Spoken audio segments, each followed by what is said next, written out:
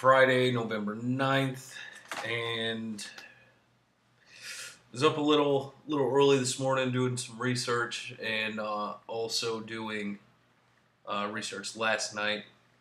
Like I said, I'm on vacation, so these things are going to be, every other day they're going to be put out. So what I wanted to get into this afternoon was this some more of this genetically modified organism things that are going around. As some of you may know, Prop 37 in California was shot down to have GMO labeling made law, where it's law in places like the UK, Germany, Spain, in Greece too, and Italy, I believe. Don't quote me on that; I might be wrong. But one of the things that is that it's labeled. I think it might be illegal in some of those countries too. I'm not sure. Don't quote me on that. I can't remember if I read it or heard it or what, but it's on my mind. But like I said, I want to go over these overlaps of the major GMO corporation and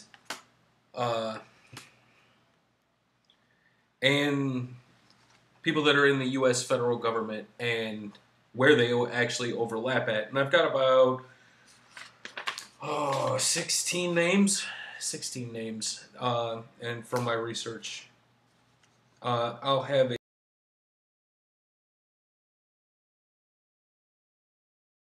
so you can see. And so I'll read these off here. A U.S. Congressman, Toby Moffett, is a Monsanto consultant. U.S. Senator Dennis DeConcini. It's a legal counsel for Monsanto. Department of DIR FDA for Bush Sr. and Clinton. Margaret Miller. She's is or was, doesn't actually say in my report, chemical lab supervisor for Monsanto. White House senior chief of staff under President Clinton, Marcia Hale, was also the director of international government affairs for Monsanto. Okay, now if you're thinking just on a pure, not a conspiracy theory or anything like that, an ethics level, okay, just pure ethics. How can you trust a person who actually lobbies, who is actually pushing whatever Monsanto's agenda may be, and then appoint them to a high governing seat within the White House, within the U.S. government? Okay, now if they're pushing, and they worked their way up in Monsanto, and they've paid their dues to make it that far in that corporation, what would make you think that they really have anybody else's best interests at heart when they're placed in a position in the federal government? It seems a bit odd. I've got a few more names here. Hillary Clinton, U.S. Senator for the Democrats, and Secretary of State under Obama. She was a Monsanto counsel, right? She told them what was good, what was bad, legal, not legal, things like that, of that nature. I would assume that was her job description. Now, this is our Secretary of State for our country. Now, how is that? Among other things that she's done, such as she attends the Bilderberg Group, which is illegal. It's against the Logan Act.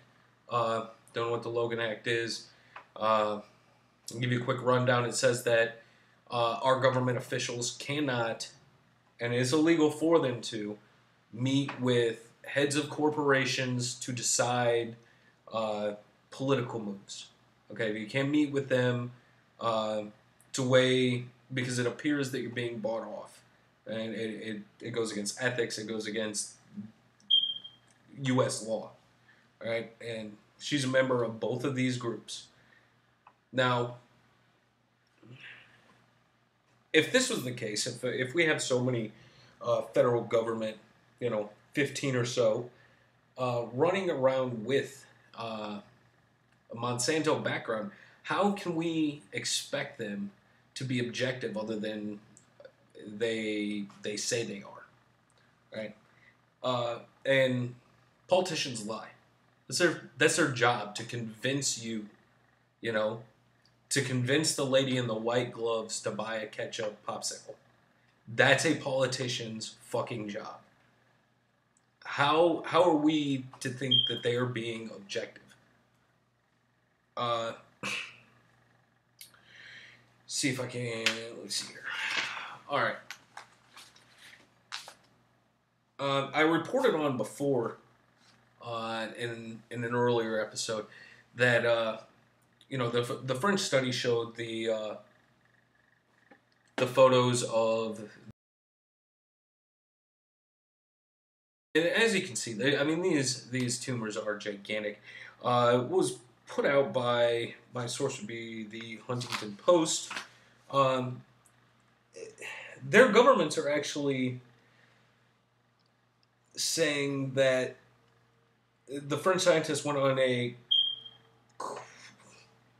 quote, statistical fishing trip, end quote.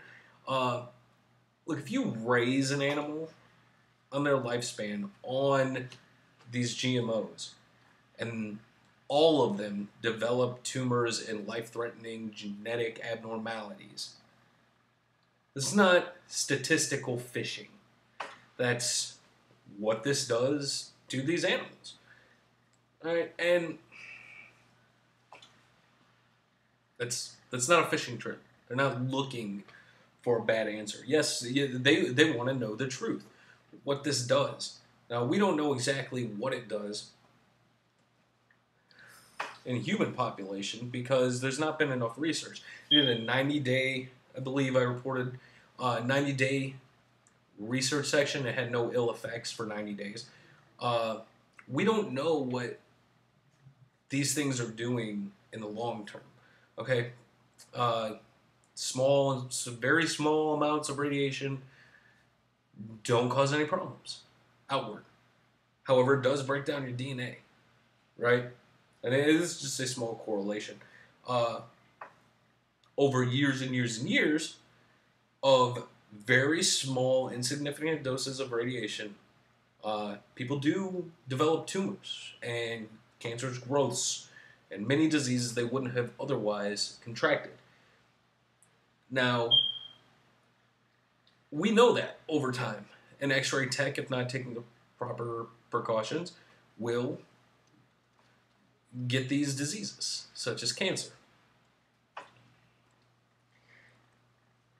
But that's something that we've looked at over years and years, since early X-ray machines, We don't know what these GMOs are actually doing. They contain their own fabricated chemicals, formaldehyde, rat poisons, insecticides. We don't know exactly what they're doing. We know they kill other organisms.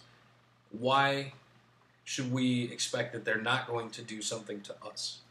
Especially when you have people like me that eat these foods on a regular basis. If we don't have the proper study, I'm not saying that it is bad. I'm saying that we need to ask for the facts. We need to push forward as to why are they putting billions of dollars to stop us from knowing that they exist. I think it was $4 billion. $4 billion. Lobbyists pushed against Prop 37 in California. Right? If there was nothing to find, then why do it? Why fight it so hard? They said that it would raise prices. Well, every holiday, they said it would raise prices because they have to do a bag change. Okay, they redo those bags every holiday, every major sporting event, uh, every time something goes on. All right, every time there's a check this out and buy it. All right, adding this is a GMO product in the ingredients box is not going to, you know, break the bank for them. It's not going to happen. All right, going to go to a short break. Thank you for watching. Stay tuned. And as always, Godspeed.